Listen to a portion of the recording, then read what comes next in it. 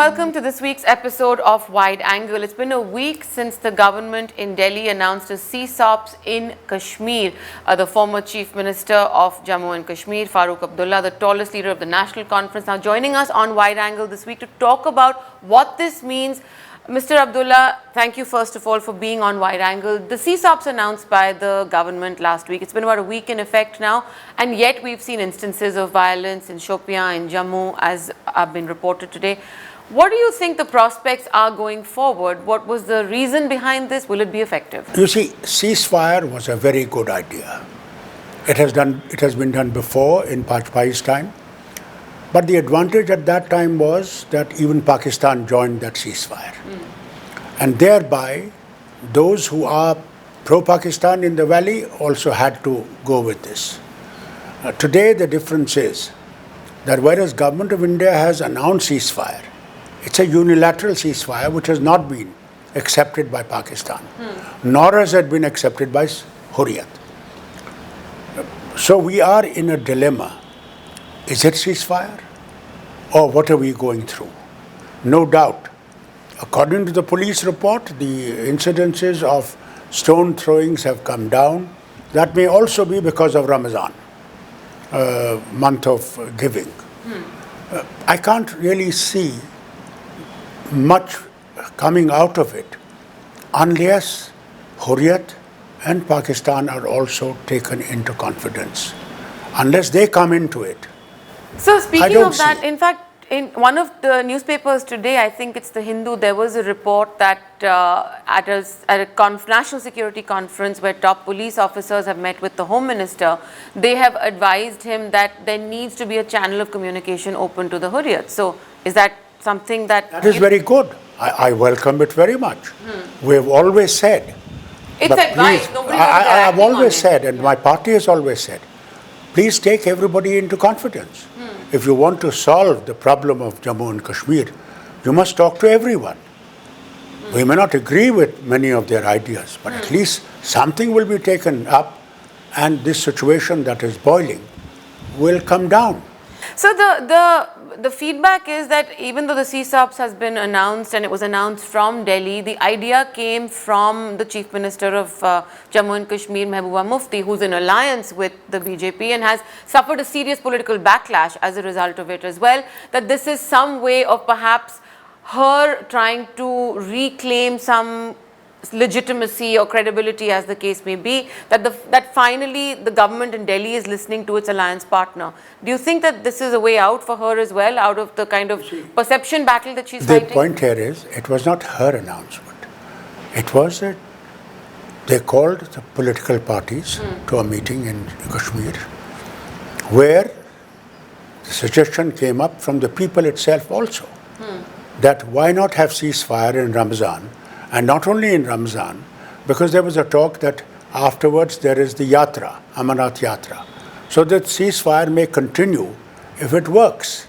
And Government of India didn't respond immediately. It took them nearly 10 days before they came to the conclusion that we may give in and listen to her. I don't know how much it will help her, but at least we thought it will bring the temperature down. But it is half-hearted, because unless, as I said before, they talk to the others and come to, because you see so many delegations came. There is a report of interlocutors before, at Gaonkar Sahib. Nothing was done. That's collecting dust. Correct. Now the present, Mr. Sharma, he's there. What is happening? Nobody knows. Parliamentary delegation went with Rajnath Singh ji. Not a single point of that parliamentary delegation was agreed to. So people have gradually lost confidence that all these gestures are only temporary and they don't really come to some logical end. What we need is that Delhi must open those reports, put them before Parliament, and let a decision be taken as to how to normalize the situation in Jammu and Kashmir. So you said for that, it's imperative that they speak to Pakistan. There's absolutely no conversation happening between Delhi and Islamabad right now. Where do you see a window opening for that to take place? There's hardline positions that seem to have been entrenched and seemingly are only getting further entrenched as we go along. I think they will have to, both countries will have to climb down. They will have to start thinking, how do we survive? Neighbors we can't change. So we either live in harmony with them and progress, or live in disharmony and destroy each other. Today we are on a path of destruction, because anything that happens from Pakistan affects our own people here. The hatred between Hindus and Muslims increases, though the Muslims of India are not Pakistanis. But somehow it is just pinned onto them. And we suffer. The nation suffers. So two things for taking on from that. One, of course, is the narrative of communal hate that we see taking place around the country, whether it's the cow lynchings, whether it's sporadic incidents of communal violence in West Bengal or UP or wherever the case may be. That feeds into, I mean, the Kashmiri citizen is an avid news consumer, and they're consuming this every day in the news. So you see, tragedy is Kashmiris are suffering. And Pakistan is happy while they suffer, because they think the more they suffer, they'll probably become pro-Pakistan. Whereas they're not pro-Pakistan today. Why are you pushing them towards them? Why don't we realize that 70 years we've been part of this nation and that we must mend our fences? Pakistan will not help us to mend our fences. Let us mend our fences. As in the other day, when Yashwant Sinha ji said, rather than looking anywhere else, let us look into our own selves and try and bridge the gap that we have created between Jammu and Kashmir citizens and the rest of the country. So, sir, the government in the centre says that if there are continued incidents of infiltration, terrorism, attacks, recruitments that are taking place, that kind of defeats this purpose of dialogue, that, the intention has to be there from both sides. So, you'll have the army chief talk about stone pelters being terrorists. Now we're talking about stone pelting incidents having come down. But the number of recruits, local boys who are joining militant organizations is gone up significantly. It's in the last... So who's responsible? Who is responsible for creating this? Because the very general said that what we have to use is force. And by force, we'll be able to defeat them. The force has not defeated them. It has accentuated this tragedy. If force had defeated people's ideology, then this would have been fine.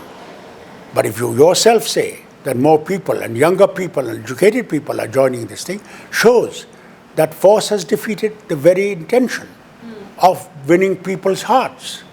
I mean, Prime Minister made a speech on the Red Fort on 15th of August last year and said, we have to win hearts of people. You can't win hearts of the people by creating, what you're doing, by forcing people and beating people and killing people. It's not going to help. So, one of the arguments that come from Delhi as well is that the Kashmiri civil society as it is, they need to also speak up against the people who are going and joining militant organizations. Do you think the peace constituency in Kashmir, Jammu and Kashmir, is still interested in sort of criticizing or saying that violence is not the answer? It's not that they want to criticize. They're themselves in a box. If they speak, they'll be targeted by the militants. So they've taken a backstage. They no longer want to kill themselves. So whatever little they can say or write, they do in very guarded way. So are you saying that by attitudes in the center or around the country, they have managed to push Kashmiri civil society also to the margins? Yes, completely to the margin. The very joining of North and South, the BJP and PDP, has created greatest tragedy. You see, now, agenda of alliance. Where is that agenda of alliance that they speak every day? That she spoke even the other day before the Prime Minister. Where is that? They have been in power now nearly 4 years. Where is that agenda of alliance? The very first point in the agenda of alliance is, we will talk to all. We will talk to Hurriyat. We will talk to Pakistan. Where is that? Even when Mufti Saab said it on the stage before the Prime Minister, Prime Minister rebutted him and said, I don't need anybody's advice. I know what I have to do. So, where do we go? We are targeted between the two giants, Pakistan and India, and we are sufferers. Can you imagine? Today, you fly to Bangalore, you fly to Hyderabad, the ticket is 6,000. You fly to Srinagar, which is 1 hour's flight, the ticket is 16,000 to 18,000. Now, don't you think people feel this is to destroy our tourism sector, which is the only sector which even Prime Minister mentioned in his speech in Srinagar? That this is a sector which will give you so much money that we may have to borrow from you for our country. So, everything we see on the earth is, it's not only development. Let me make one thing very clear. Even Omar said this before Prime Minister Manmohan Singh, Mrs. Sonia Gandhi ji, when the rail was inaugurated in Anantnag. He said, it's not a question of development, it's a question of political solution. You have to find a political solution acceptable to the people of Jammu and Kashmir, acceptable to India and acceptable to Pakistan. Nobody is thinking about it. Right, but sir, this government has made it very clear right from 2014 when they called off foreign secretary talks with Pakistan that there was no space for the Hurriyat in any conversation. So, but today you keep advocating that. Today you see, even the police officers are now telling the Home Minister, please start talking to them. They matter. So how much you might push them to the wall, finally they'll beat you at it. So have you been able to meet the Prime Minister and give him your point of view and engage with him personally? Because everyone talks about how Kashmir policy is determined directly from the PMO. I mean, the Home Ministry and other agencies might give their inputs, but ultimately the decision making is not coming from them. Now this is, as far as Farooq Abdullah is concerned, I have met the Prime Minister. I have spoken to him. It is up to the Prime Minister to make the move. He is the leader of this country. He has to see how do the people of this nation progress, prosper, and get on with their lives. Does he take your advice on board when you have had the chance? I don't know whether he'll take my advice or not. I'm too small as far as I'm concerned. And therefore it is for him to decide. He has a number of advisors and things. They are the ones who should push the thing, because we are suffering. It is not only Jammu and Kashmir that is suffering, it is the nation that is suffering. Sir, how do you against the backdrop of this kind of impasse, I mean, for somebody like me who's been reporting on Jammu and Kashmir now for 20 years or more, I can say with a fair amount of confidence that this is worse than I've seen it in a long time. But there's also a radicalization that's taking place. There's also more youth who want to pick up weapons. There's also that narrative that's taking place there that's also feeding into a wider national narrative. How do you manage that right now? You see, radicalization is a term that is being used to harm us. There's no radicalization. We are Muslims. We are Sufi Muslims. We respect every religion. That is what our God tells us. So, this term radicalization is not true. It is the hatred which is inside, created every day. How do you meet that hatred that is being created? How do you convince our children, young, that they have a future in this nation? Nothing is being done to give them that confidence that, no, your future lies with us, and that you're part of us as much as Maharashtra is, or Tamil Nadu is, or any other place of the country is. See, that is what we need to do. So are you saying the sense of alienation has deepened? It has deepened tremendously. not only will Mehbooba disappear, but everyone who believes in nation will also be thrown out. Will be all sacrificed because they don't listen. So unless you listen, you're going to destroy the very people who want to stand with this nation. When are you going to do that? Sir, do you feel that it's the worst that it's been in a long time? I feel it's terrible, but it's reversible. It's still reversible? Nothing is permanent, but they need to take those steps. Unless they take those steps, how we'll go on deeper into this tragedy. So I think time has come. While we're thinking of China and Russia and America and others, let's think of our own nation. Let us think, how do we win our own people? What do we do? Even if we have to give, for God's sake, let us start doing that. What could they give? Well, first of all, we've asked for autonomy. It's been there on their plate for such a long time. They had so many discussions on it. First, Panchi, then Jaitley's. Then when the Congress came into the power, they started. Not a single move was made on that. When we continue to tell them, please, if there is something which weakens India, please tell us. Or we will convince you or you convince us. And Prime Minister makes a statement, Narasimha Rao ji, in the Parliament. And as far as autonomy is concerned, sky is the limit. No azadi. So where is that sky? Where is that sky? We're a long way from what Prime Minister Narasimha Rao said. We seem to be a long way from what Prime Minister Vajpayee said about insaniyat ke daire mein. There you are. You see, because we are just covering things up, thinking that by covering them, we'll be able to win the battle. And the last stroke was force. Use all your army, all your police, all your paramilitary forces and crush them. Have they crushed them? Have they won the hearts of people? Or have they alienated the people more? So on the question of engaging with Pakistan, there are two trends that seem to be emerging. One, that there is some sort of a softening of approach. Will there be an overture to Pakistan in terms of conversation? Is the CSOPs perhaps a move in that direction as well to sort of lay the groundwork going forward? I don't know. The other one says very clearly that there is no need to talk to Pakistan. Talking to Pakistan will be a sign of, sort of weakness. Weakness, that's right, yeah. Let me tell you, no one says that the Prime Minister and Prime Minister should talk. Well, why can't others talk? Why can't Home Secretaries talk? Why can't Foreign Secretaries talk? Why can't we have a ground prepared? We can't give them Kashmir.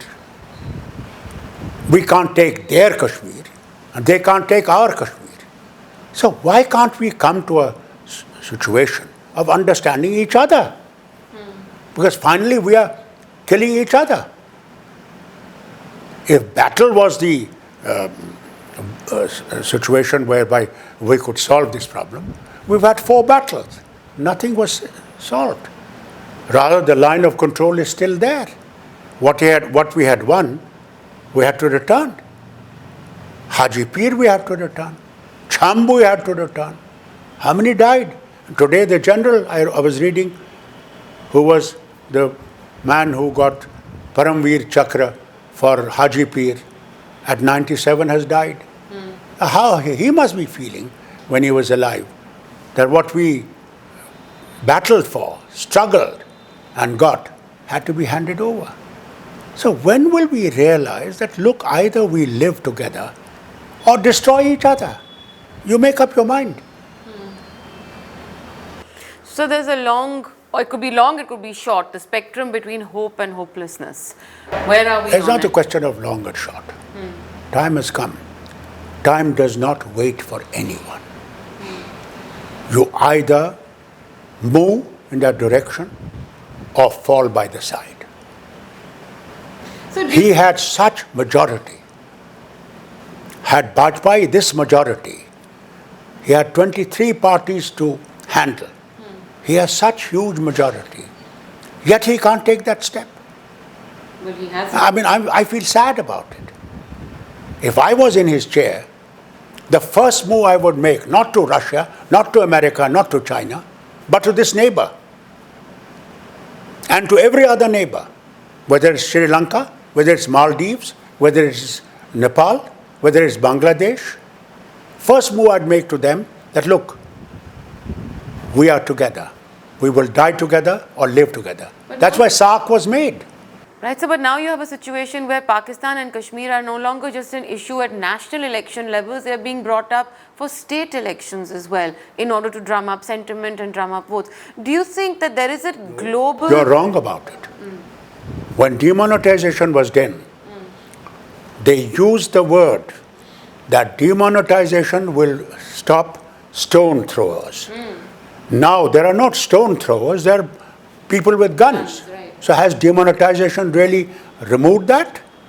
How long are you going to fool people? Enough is enough. You fooled them enough.